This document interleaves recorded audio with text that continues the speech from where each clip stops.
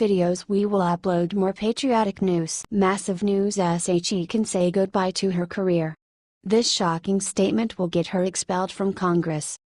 Representative Maxine Waters crossed the line yesterday when she gave the most anti-American speech in the history of the House. She basically admitted that she uses her position as representative to bring President Trump down and that black people are more patriotic than white people. Waters openly stated that her goal as a congresswoman is to make sure that Trump does not remain president of the United States. That is a threat against our president. My position against this president and his administration is clear, Waters said. I oppose this president. I do not honor this president. I do not respect this president. Waters didn't just limit her hate to the president, she also attacked the American people by claiming that Trump supporters are not patriotic. Waters took it upon herself to speak for everyone in the black community and said, "When we, black people, fight against this president, and we point out how dangerous he is for this society and for this country, we're fighting for the democracy. We're fighting for America. We're saying to those who say they're patriotic but they've turned a blind eye to the destruction that he's about to cause this country, you're not nearly as patriotic as we are. This is low even for a Democrat. As an elected official, you are supposed to represent all the people, not just black Democrats. This woman is as vile and racist as they come." She once again confirmed the Democrats' destructive views and that she had no future in our Congress.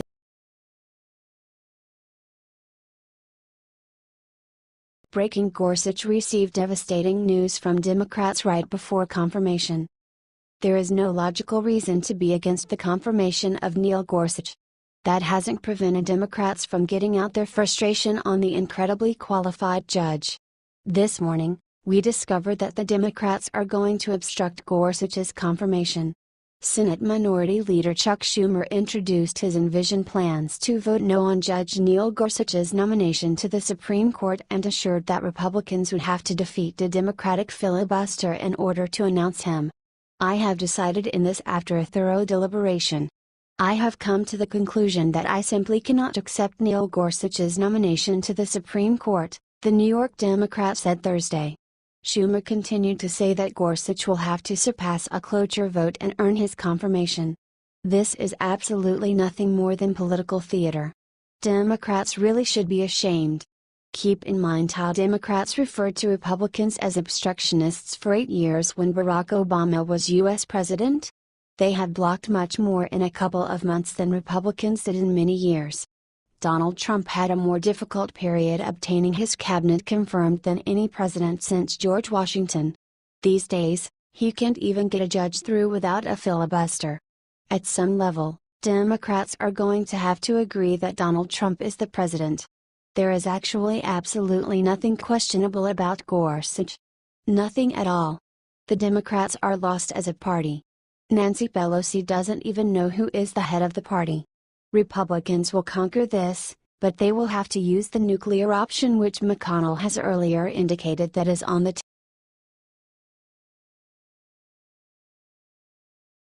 Breaking: U.S. Attorney's Office under investigation, can you guess why? The Department of Justice under Obama has been exposed spying. It seems that President Trump is worried for a reason for the 700 lawyers who were spied on during Obama's leadership without them knowing it. The Daily Beast reported that an investigator, appointed by court, has discovered that the U.S. Attorney Office for Kansas has hundreds of video and phone recordings of communications between lawyers and their clients, convicts at a private prison in Leavenworth. Over 700 lawyers are presumed to have been spied on, according to the investigator's report issued to a federal court. Special Master David Cohen demanded an expansion of his investigation to find out whether prosecutors frequently followed the communications between the attorneys and their clients. So far, 227 phone call recordings and more than 30 videos of attorney-client encounters have been found in the office of the U.S. Attorney in Kansas City. These recordings have been found by a defense attorney who was recorded talking with her client regarding the government's case against a drug network within the facility. According to critics in the U.S. Attorney's Office claim that as soon as these recordings came in their possession, attorneys like Rokas had to be notified instantly. Communications like these are privileged, claims Peter Joy, a law professor at Washington University who made a testimony in a hearing in August that focused on the Rokas clip. I bet they will defend themselves by saying that this was for the greater good by breaking a drug network in a jail in Leavenworth. This potential claim in their defense that it was for the greater good will not do much good for them if someone comes across recordings of the president during the election. We might sound boring by saying this over and over again, but Trump's concern for the possibility of having been spied on are understandable. There are so many scandals that arose since the day Trump accused Obama of wiretapping him, and the scandals just keep on coming. The only thing that now remains is for the irrefutable evidence that proves this to be discovered. What do you think about this? Share this on Facebook and Twitter along with your comments. 65.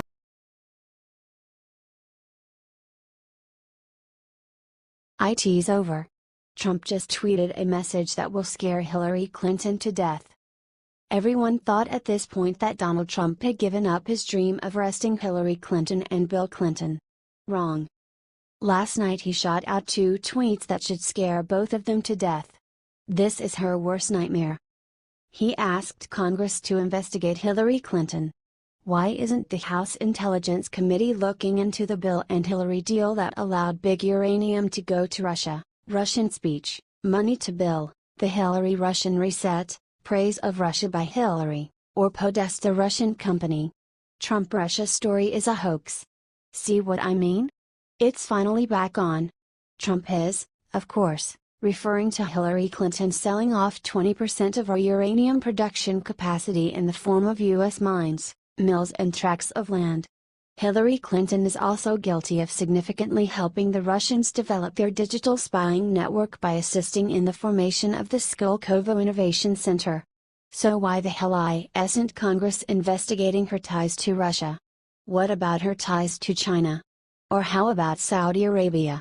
Trump just signaled that it is time to take the Clintons down once and for all.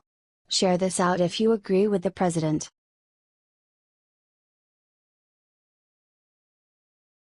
Just an FBI with a shocking proposal to Senate about Trump's investigation. Big news. President Trump shocked America with his statements that he has been spied on. We have one important point to mention in light of this issue. Why have the FBI agents offered to pay Christopher Steele for investigating Trump, the same man who has been paid by the Clintons to investigate Trump? How can you have an FBI that is under a Democratic establishment trying to third-party investigate a political rival? Well, Chuck Grassley has decided to resolve this. From Washington Examiner, Senator Charles Grassley, chairman of the Senate Judiciary Committee, has sent a letter to FBI Director James Comey demanding the story behind the FBI's reported plan to pay the author of a lurid and unsubstantiated dossier on candidate Donald Trump. In particular, Grassley appears to be zeroing in on the FBI's Deputy Director, Andrew McCabe, indicating Senate investigators want to learn more about McCabe's role in a key aspect of the Trump-Russia affair. Grassley began his investigation after the Washington Post reported on February 28 that the FBI, a few weeks before the election, agreed to pay former British spy Christopher Steele to investigate Trump. Hillary's fans had basically paid Steele to investigate Donald Trump before the FBI started speaking with them. So this quickly raised some questions. Did there exist any contact between the Clinton and the FBI with regard to Steele? Eventually, the FBI did not pay Steele after media attention to the dossier. The idea that the FBI and associates of the Clinton campaign would pay Mr. Steele to investigate the Republican nominee for president in the run-up to the election raises further questions about the FBI's independence from politics, as well as the Obama administration's use of law enforcement and intelligence agencies for political ends, Grassley noted in a letter to FBI Director James Comey from March 28. This raises a lot of other questions.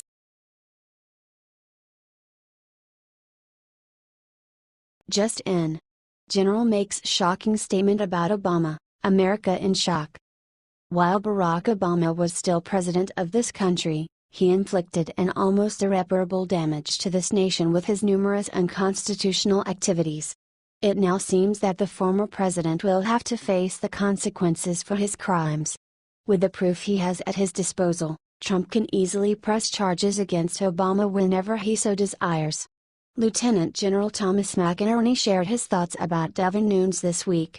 President Trump's team was definitely spied by the CIA/NSA, and it has nothing to do with the alleged Russian ties. According to Vessel New, McInerney thinks that when every piece of evidence surfaces, Barack Obama will regret his decision to eavesdrop on President Trump.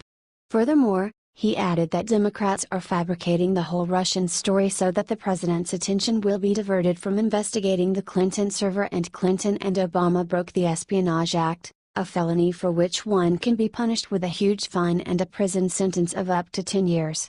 Section 793F of the Federal Penal Code, Title 18, with legal access to extremely confidential intel. Hillary acted with absolute recklessness in removing and causing it to be removed from its proper place of custody, and she transmitted it and enabled for it to be transmitted to her at no liberty to see it, in patent violation of her trust. What do you think about this? Share this on Facebook and Twitter along with your comments.